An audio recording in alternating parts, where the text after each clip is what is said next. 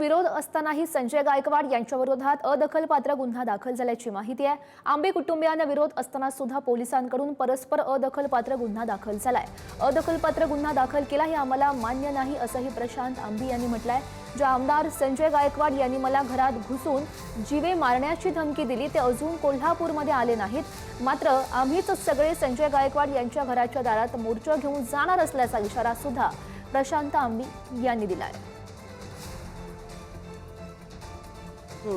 आम्ही जे अनुभवतोय पोलिसांच्या बाबतीत त्यावरून मला असं कळलेलं आहे की या देशामध्ये गरिबाला वेगळा न्याय आहे, श्रीमंताला वेगळा न्याय आहे, सत्ताधाऱ्याला वेगळा न्याय आहे आणि ज्याची सत्ता नाही आहे त्याला वेगळा न्याय आहे।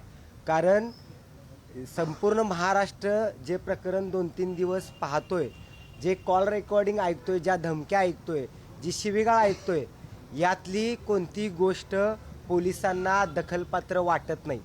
त्यामुळं अदखलपात्र स्वरूपाचे गुन्हे ते दाखल करतायत। त्यामुळं ठीक आहे, आम्ही रस्त्यावरची लढाई आजपासून जास्त बळकट करतोय।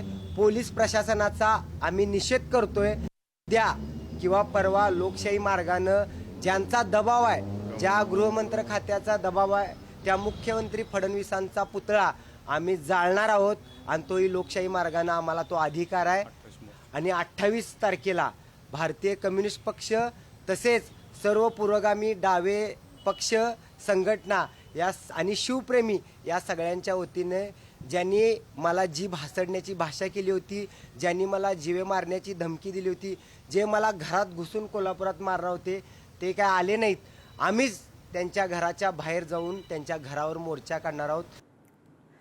40 वर्षांनंतर शिवरायांच्या पुस्तकाचा मुद्दा बनवणं हे योग्य नाही। मुख्यमंत्री फडणवीसांनी संजय गायकवाड यांचे कान टोचलेत। अशा प्रकारे शिवराय भाषा वापरणं सुद्धा योग्य नसल्याचं त्यांनी म्हटलंय। एक तर गोष्टी समजून घेतल्या पाहिजेत, त्या समजून न घेता आपण जेव्हा साकांड तांडव करतो त्यावेळेस ते योग्य होत नाही। छत्रपती शिवाजी महाराजांच्या बद्दल प्रत्येकाच्या मनात आदर आहे।